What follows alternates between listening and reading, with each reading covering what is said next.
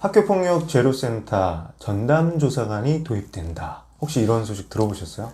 얼마 전에 대통령님과 선생님들 간의 간담회에서도 발표를 했던 걸로 기억을 해요. 그리고 이제 이주호 교육부 장관님도 발표를 했고 KBS를 비롯한 각종 언론사에서들도 대대적으로 보도를 하고 있거든요. 근데 제가 학부모님들의 입장에서는 좀 헷갈릴 것 같아요. 왜냐면 학교폭력 사안을 학교에서 조사해야지 왜 제로센터에서 조사해? 그리고 학교 내 담당 경찰관이 있는데 전담조사관은 뭐야? 헷갈리실 것 같아요. 학부모님들과 교육구성원들의 눈높이에 맞춰서 제가 좀 알기 쉽게 설명드리도록 하겠습니다. 자, 학교폭력 제로센터 왜 생기는 겁니까? 제 생각에는 학교폭력 사안은 이제 학생들 간에 이제 여러 가지 갈등이나 폭력이 생긴 경우잖아요.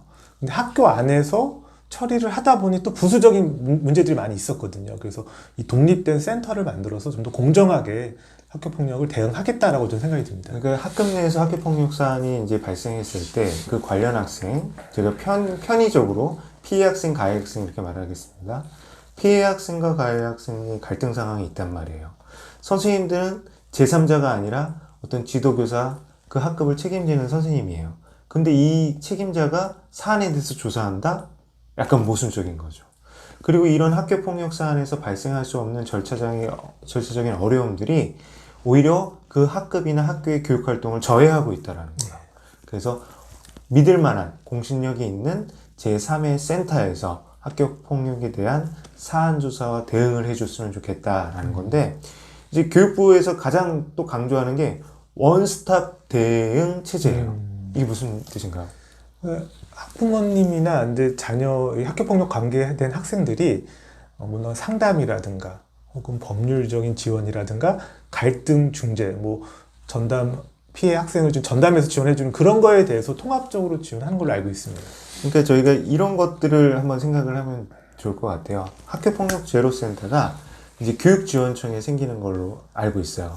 맞나요? 맞습니다. 그럼 교육지원청에서 관할하는 학교가 뭐 50개라고 치면 그 50개의 학교들의 모든 사안들을 그런 학교폭력 제로센터에서 다 사안 조사를 하는 건가요? 맞습니다. 그래서 현재는 이제 지원청별로 이제 수십 명의 조사관을 지금 채용도 하고 앞으로 이제 운영하는 걸로 알고 있습니다. 그러면 이제 이 학교폭력 제로센터가 하는 역할들을 한번 네 가지로 볼 수 있을 것 같아요. 어떤 역할들입니까? 네, 그래서 우선은 학교에 이런 사안 처리, 조사도 하고 이런 관련 자료를 취합하는 역할을 하고요. 그 다음에 또 갈등 중재도 합니다. 그래서 갈등 중재단을 운영해서 이제 실제로 사안 처리를 하는 그 전에 좀 중재하는 과정도 거치는 걸로 알고 있습니다.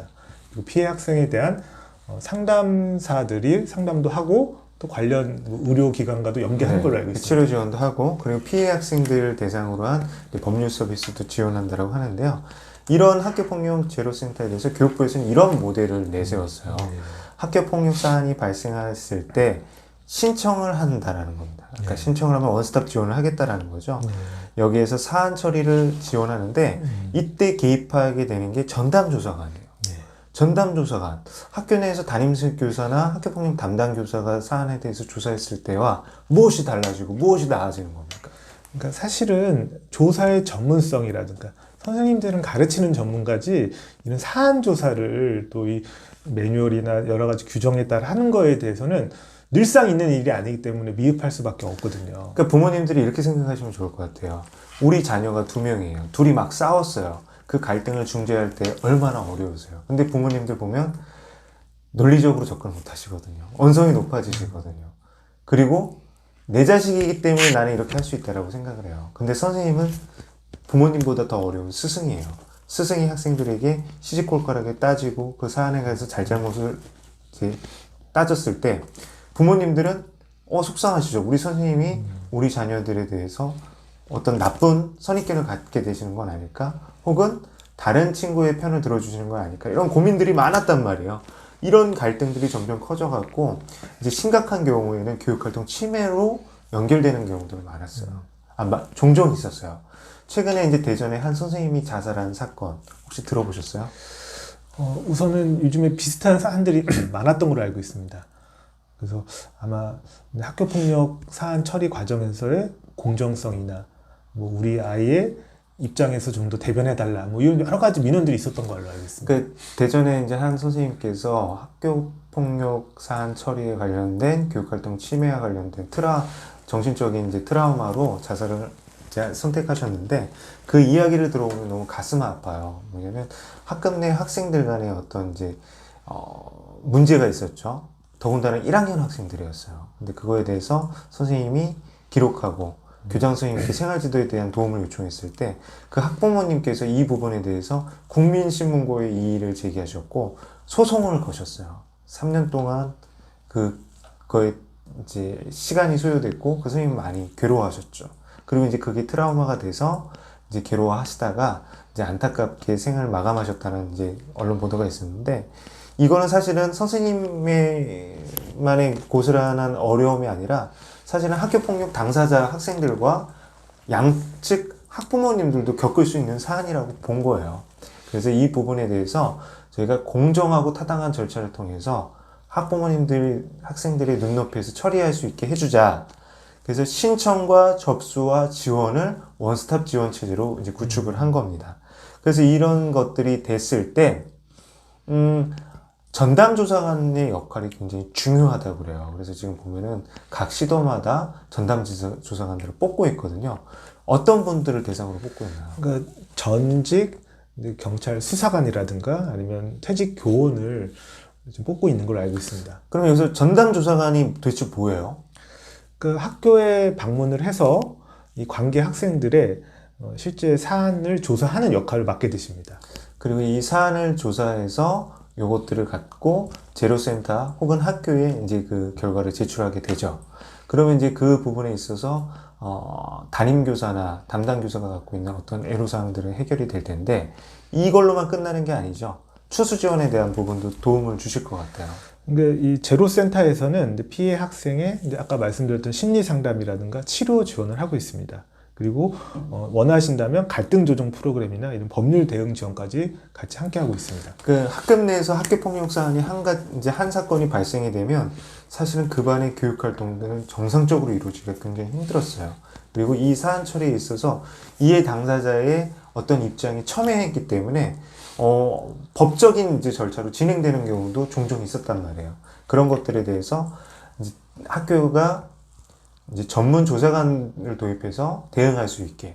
근데 이 전문 전담 조사관 같은 경우는 학교 담당 경찰관과 역할 모습도 이제 역할도 한번 중복되지 않도록 운영되는 게 중요할 텐데 이제 관련 부서인 이제 행정안전부에서도 학교 내 담당 경찰관의 수를 늘려 가겠다. 이렇게 얘기를 했거든요. 그래서 사안 조사를 하고 사안 조사에서 쉽지 않은 사안이다. 좀 사안의 경중에 따른 사례 회의를 합니다. 사례 협의를 해서 아까 말씀하신 외부 전문가, 그 다음에 이런 전담 경찰관이 함께 해서 그 사례에 대해서 좀 더 객관적으로 그리고 공정하게 이렇게 사안을 조사하는 걸 알고 있습니다. 이 부분에 대해서는 이제 학교 내 구성원들, 선생님들은 굉장히 반기는 분위기예요. 그리고 그것이 꼭 필요하다라는 입장이고, 학부모님들 입장에서도 어떤 사안 처리에 있어서 담임 선생님이 이제 개입이 되었을 때, 물론 그거에 대해서 강한 민원을 제기할 수도 있지만 어려움이 있거든요. 적극적으로 어필할 수가 없어요. 저희는 이런 상황이었고 이런 어려움들이 있습니다.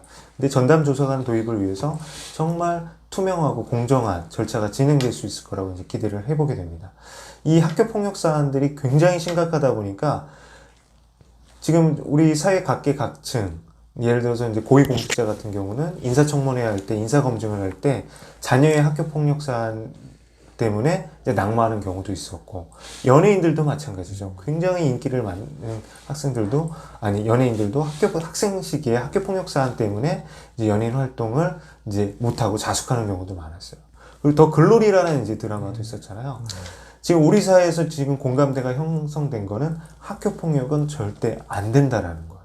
그런데 이 제로센터 이제 이 전담조사관 제도 참 좋거든요. 근데 이거에 대해서 이제 저희 기대들을 많이 하고 있는데 조금 염려스러운 부분은 없어요. 그러니까 이런 학교에서 갈등이 생겼을 때 이제 저는 거꾸로 선생님들에 대한 권한을 확실하게 보장을 해주고 교육적인 처치를 먼저 충분히 할 수 있게 보장을 해주는 게 저는 좋겠다.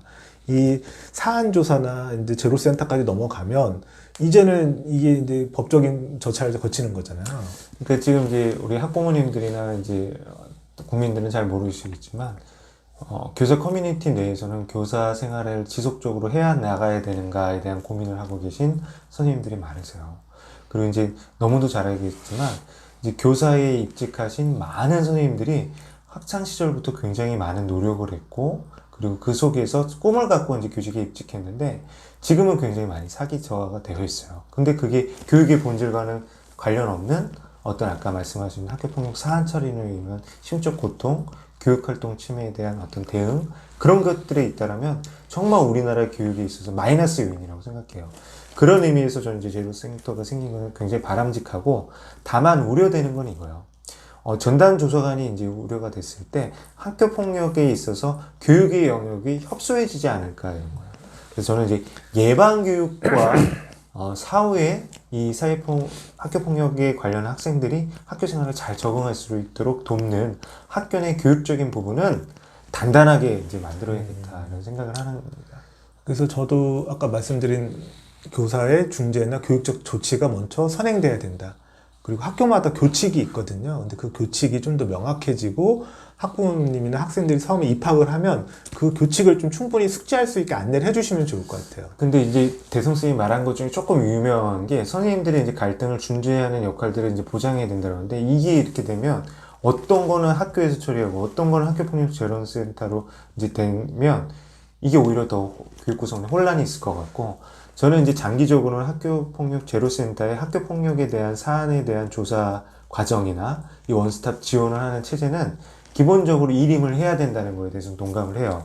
그리고 다만 그것과 관련되죠. 학교 내 예방교육 활동이나 사후 지원에 있어서는 학교도 적극적으로 그 역할을 해야 된다는 그런 얘기입니다. 그래서 현재 이 사안 전문 조사관들이 오시면 자체 해결 요건 여부도 확인을 해서 근데 자체 해결을 이렇게 판단을 하실 수도 있습니다. 근데 다만 그게 현재로는 좀 엄격하게 있거든요. 그러니까 이 자체 해결이라는 걸 학부모님들이 잘 모르실 것 같아요. 그게 뭐죠?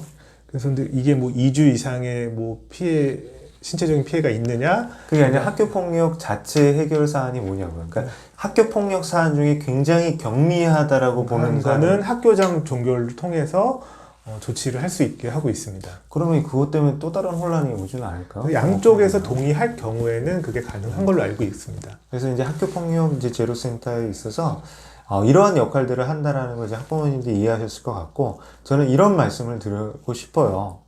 가정에서의 노력이 중요하다.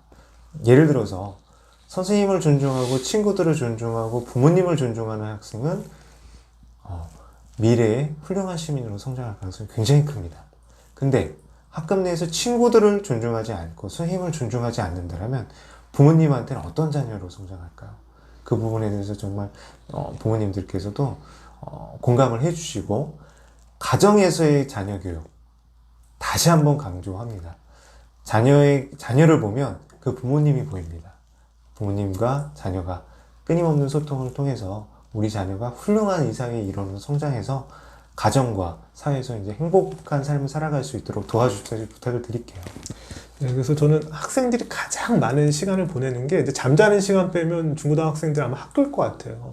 학교에서 좀 안심하고 그리고 또 가르치는 선생님들이 안심하고 편안해야지 또 교육이 잘 이루어지거든요. 그래서 전담 조사관 도입은 저는 이제 찬성을 하고 그게 좀 더 내실 있고 좀 더 학부모님들한테도 도움되는 방향으로 잘 추진되기를 기대하겠습니다.